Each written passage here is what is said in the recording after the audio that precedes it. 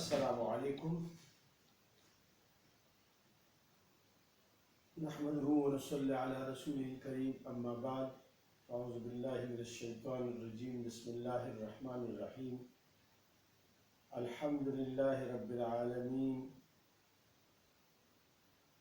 ماشاءاللہ ویورز، آج سے ہم قرآن پاک کا ترجمہ، تفسیر اور شان نزول کے بارے میں شروع کر رہے ہیں پروگرام۔ تو یہ ویڈیو ہوگی کوئی 10 سے 15 منٹ تک۔ آپ سب سے درخواست ہے کہ یہ 10-15 منٹ روزانہ نکال کر قرآن شریف کو ترجمہ سے یاد کر لیجئے اور اس کے مفہوم اور مقاصد کو سمجھ کر اس پر عمل کرنے کی کوشش کر دیجئے، کیونکہ اللہ پاک نے اس قرآن پاک کو عمل کے لیے نازل فرمایا ہے، تاکہ پہلے اس کو سمجھ لیں پھر اس پر عمل کر لیں۔ اور اسی طرح اللہ پاک نے جس زمانے میں قرآن پاک کو نازل فرمایا، یعنی حضرت محمد مصطفیٰ صلی اللہ علیہ وآلہ وسلم پر، تو صحابہ نے اسی وقت اس قرآن پر عمل کیا اور پھر عمل سے ثابت کر دیا کہ اس پر عمل ہو سکتا ہے۔ لہٰذا انشاءاللہ آج سے ہم شروع کر رہے ہیں، تو آپ سے درخواست ہے کہ روزانہ 10 سے 15 منٹ نکال کر پھر اس کو پڑھیے اور سمجھیے اور عمل کرنے کی کوشش کر لیجئے، تاکہ ہماری دنیا اور آخرت اللہ سبحانہ وتعالی سنوار دے۔ اعوذ باللہ من الشیطان الرجیم بسم اللہ الرحمن الرحیم۔ سورہ فاتحہ مکی سورت ہے اور اس میں 7 آیات ہیں۔ سب سے پہلے یہ سورت اللہ سبحانہ وتعالی نے پوری کی پوری نازل فرمائی اور اس کا حکم دیا گیا کہ یہ ہر نماز کے ہر رکعت میں پڑھا جائے۔ اس میں اللہ سبحانہ وتعالی نے اپنے بندوں کو دعا کا طریقہ بھی بتایا ہے اور کہ کس طرح اللہ سبحانہ وتعالی سے دعا کی جائے۔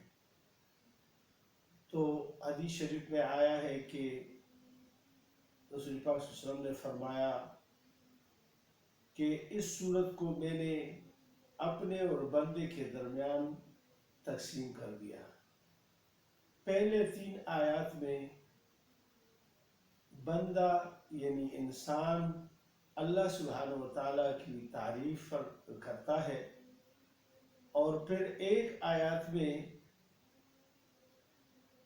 یعنی اس میں اللہ کی عبادت کو خاص اسی کے لیے خاص کر دیتے ہیں، اور اس کے بعد پھر اللہ ہی سے مدد مانگنے کی استدعا کرتے ہیں، اور اس کے بعد جو دعا ہے سیدھے راستے کی وہ پڑھتے ہیں، تو آخر میں اس پہ آمین پڑھتے ہیں تاکہ اللہ پاک ہماری یہ دعا قبول فرمائے۔ تو شروع کرتے ہیں۔ اعوذ باللہ من الشیطان الرجیم، پناہ مانگتا ہوں اللہ کے نام سے میں شیطان مردود سے۔ بسم اللہ الرحمن الرحیم، شروع کرتا ہوں اللہ کے نام سے جو بے حد مہربان نہایت رحم والا ہے۔ الحمدللہ، تمام تعریفیں اللہ سبحانہ وتعالی کے لیے ہیں، رب العالمین، جو تمام مخلوقات کے پالنے والے ہیں۔ یعنی جس طرح اللہ پاک نے تمام مخلوقات کو پیدا فرمایا، اسی طرح وہ ان مخلوقات کو اب پال بھی رہے ہیں۔ لہٰذا اللہ پاک نے اس کے زندہ رہنے کے لیے بہت سی نعمتیں اس کائنات میں پیدا فرمائی اور اس انسان کی خدمت میں لگا دی، جیسے کہ سورج، چاند، ستارے، زمین اور آسمان، بادل، پہاڑ، دریا، سمندر، ریگستان، زمین، کچھ ہموار پیدا فرمائی اور کچھ پہاڑ بنا دیے۔ یہ سب نعمتیں اللہ سبحانہ و تعالیٰ نے پیدا فرمائی، اور ان سب نعمتوں سے اللہ سبحانہ و تعالیٰ اس انسان کو فائدہ پہنچا رہے ہیں۔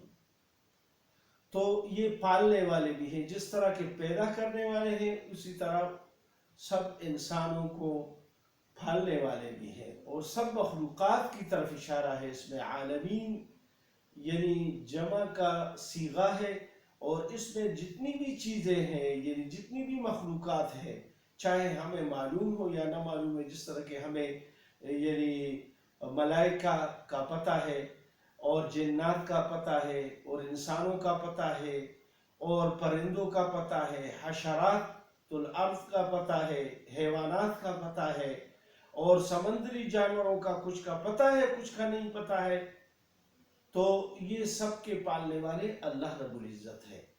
الرحمن الرحیم، بے حد مہربان، نہایت رحم والا ہے۔ یعنی اللہ پاک اس دنیا میں بغیر کسی مذہب کے یا مانے اللہ کو یا نہ مانے، لیکن اللہ سبحانہ و تعالیٰ اس کو رزق عطا فرماتے ہیں اور ان کو ہر قسم کی سہولیات مہیا کر دیتے ہیں، اس کو نہ دیکھتے ہوئے کہ یہ میری عبادت کرتا ہے یہ بندہ کہ نہیں کرتا، لیکن اللہ سبحانہ و تعالیٰ اس کو رزق اور جتنے بھی فوائد ہیں وہ سب کو ایک جیسے مل رہے ہیں۔ الرحیم، اس کا مقصد یہ ہے کہ آخرت میں جو دنیا میں تو سب کو ایسا ہی مل رہا ہے، ایک جیسے سب کچھ ان کو اللہ پاک نے یعنی مہیا فرمائے ہیں، جتنے بھی ذرائع ہیں، اور اس سے یہ فائدہ اٹھاتا ہے۔ اور آخرت میں اللہ کی رحمت سے صرف اور صرف وہ لوگ فائدہ اٹھائیں گے جو لوگ اللہ سبحانہ و تعالیٰ کو وحدہ لا شریک مان کر، اور پھر اس نے جو پیغمبر بھیجے ہیں ان کو مان کر، اور آخرت کی زندگی کو مان کر، اور قیامت کا دن یعنی جو آنے والا ہے اس کو مان کر، یعنی یہ ایمان اس پر رکھتا ہے تو ان لوگوں پر مہربان ہوگا۔ مالک یوم الدین، بادشاہ دن قیامت کا ہے، یعنی قیامت کا دن اللہ سبحانہ و تعالیٰ نے سب کے ساتھ حساب کتاب کے لیے یعنی رکھا ہے، اور جس کی میعاد اللہ سبحانہ و تعالیٰ نے 50,000 سال ایک دن ہوگا، جس پر ساری مخلوقات کو اکٹھا کر کے یعنی اللہ سبحانہ و تعالیٰ اپنے سامنے کھڑا کر دیں گے، اور ہر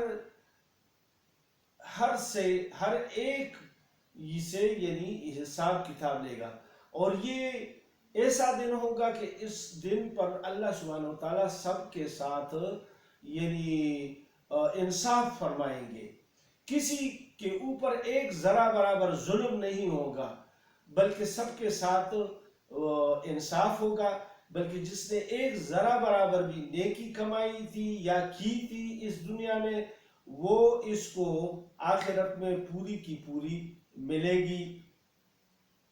اور چاہے وہ انسان ہو یا جن ہو یا کوئی ایسی مخلوق جن سے کوئی بات نہیں، جس طرح کہ حدیث شریف میں آتا ہے کہ وہ ایسا انصاف کا دن ہے کہ اس دن حیوانات سے بھی بدلہ لیا جائے گا۔ اگر کسی حیوان نے دوسرے حیوان پر ظلم کیا ہے، تو اللہ سبحانہ و تعالیٰ ان کو زندہ فرما کر ان سے وہ بدلہ لے لیں گے، اور وہ پھر مٹی بن جائیں گے اور وہ ختم ہو جائیں گے.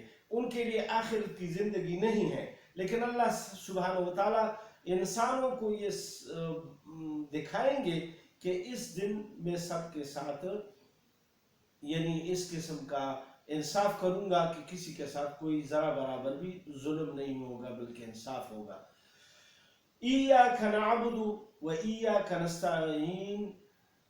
تو اس میں بندہ اللہ سبحانہ و تعالیٰ یعنی اللہ سبحانہ و تعالیٰ کو اپنی عبادت پیش فرماتا ہے، اور یہ اللہ کو عرض کرتا ہے کہ اے اللہ، میں جتنی بھی عبادت کرتا ہوں، چاہے وہ بدنی عبادت ہو جیسے کہ نماز، روزہ، اور چاہے وہ مالی عبادت ہے جس طرح کہ زکوٰۃ ہے، یا حج میں مالی اور جانی دونوں عبادتیں ہیں، یہ سب آپ ہی کے لیے ہیں، یعنی اللہ سبحانہ و تعالیٰ کے لیے ہیں. وَإِيَّاكَ نَسْتَعِينُ. اور اس میں خاص اللہ سبحانہ و تعالیٰ سے مدد مانگنے کی اپیل کر رہا ہے کہ یا اللہ، میں مدد جب بھی مانگوں گا تو صرف آپ ہی سے مانگوں گا، تو اللہ کے علاوہ کسی سے مدد نہ مانگی جائے. تو اس میں یہ ہمیں ہدایت کی جا رہی ہے. پہلے 3 آیات میں اللہ سبحانہ و تعالیٰ کی تعریف کی گئی ہے، یعنی ایک بندہ جب اللہ سے سوال کرتا ہے تو پہلے اللہ کی تعریف کر کے پھر اس کے بعد اپنی عبادت کو اس کے لیے خاص یعنی کر کے پھر اس کے بعد یعنی اللہ سے مدد مانگنے کی یعنی استدعا کرتا ہے. پھر اہدنا الصراط المستقیم. استدعا یعنی دعا کس چیز کی ہے؟ اصل میں جو چیز ہے وہ یہ ہے کہ یا اللہ، ہمیں سیدھا راستہ دکھا، ہمیں سیدھے راستے پر چلائیں. یعنی اللہ کی توفیق کے بغیر کوئی بھی سیدھے راستے پر نہیں چل سکتا. لہٰذا یعنی دعاؤں کے ساتھ، اللہ کی مدد کے ساتھ، اور پھر جو اللہ پاک نے اپنے کلام کو بھیجا، اپنے احکامات کو بھیجا، اور جن چیزوں سے منع فرمایا یعنی ان کو جو احکامات بھیجے ان پر عمل کیا، اور جن سے منع فرمایا تو وہ ان سے منع ہوا، تو یہ سیدھا راستہ ہے. اب سیدھا راستے پر یعنی کوئی مثال بھی ہونا چاہیے کہ کون لوگ تھے، تو اس میں پھر مزید یہ عرض کرتا ہے اللہ سبحانہ و تعالیٰ کے سامنے، صراط الذین انعمت علیہم. راستہ ان لوگوں کا جن پر آپ نے انعام فرمایا. تو انعام یافتہ لوگ کون لوگ تھے؟ وہ رسول تھے، پیغمبر تھے، جو لوگوں کی ہدایت کے لیے اللہ سبحانہ و تعالیٰ نے بھیجا، ان پر وحی نازل فرمائی، ان کو کتابیں اور صحیفے دیے، اور پھر اللہ سبحانہ و تعالیٰ نے ان کو یعنی ہدایت کا ذریعہ دوسرے مخلوقات کے لیے بنایا. کیونکہ اللہ سبحانہ و تعالیٰ کو ہم ان آنکھوں سے نہیں دیکھ سکتے اور نہ فرشتوں کو دیکھ سکتے ہیں، تو اللہ سبحانہ و تعالیٰ نے ہم انسانوں میں ہی سے پیغمبروں کو بھیجا تاکہ وہ ہمارے اندر یعنی جو اعمال ہیں وہ اسی بدن کے ساتھ جو یعنی اس دنیا میں یعنی خاک سے بنی ہوئی ہے یہ بدن، تو اسی کے ساتھ وہ اعمال کر لے تاکہ دوسرے لوگ یہ نہ کہیں کہ اس پر تو یہ عمل کرنا بہت مشکل ہے. اب اللہ پاک سے یہ دعا بھی کرتے ہیں کہ یا اللہ، ہمیں تو سیدھا راستہ دکھائیں.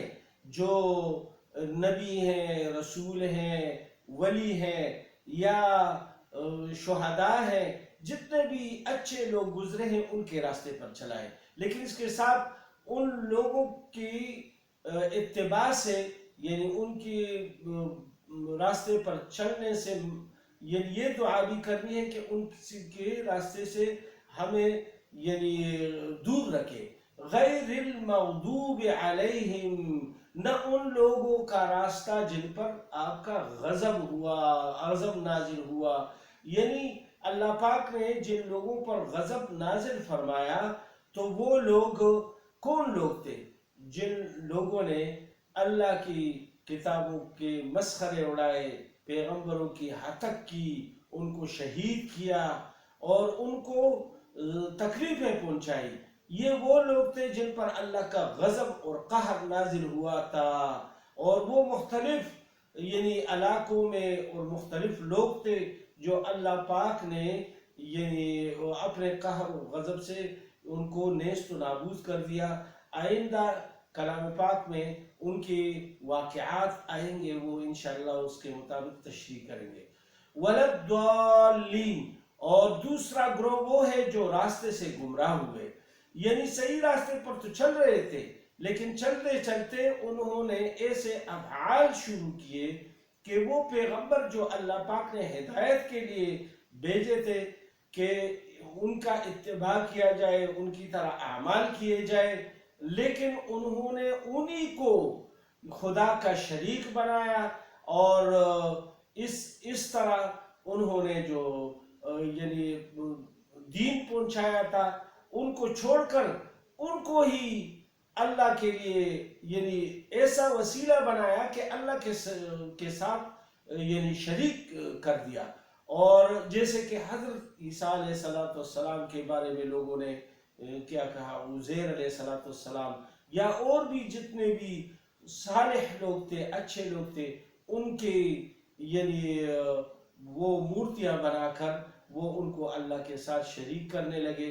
لہٰذا اتنا ان کا عہدہ اونچا کر دیا کہ اللہ کے برابر کر دیا، تو اس وجہ سے وہ راستے سے گمراہ ہوئے. تو اللہ پاک سے یہ دعا ہم نے کی، اور پھر آخر میں اس کی یہ ہدایت کی گئی ہے کہ آمین، یا اللہ ہماری اس دعا کو قبول فرمائے.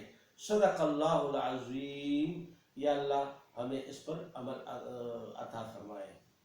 السلام علیکم.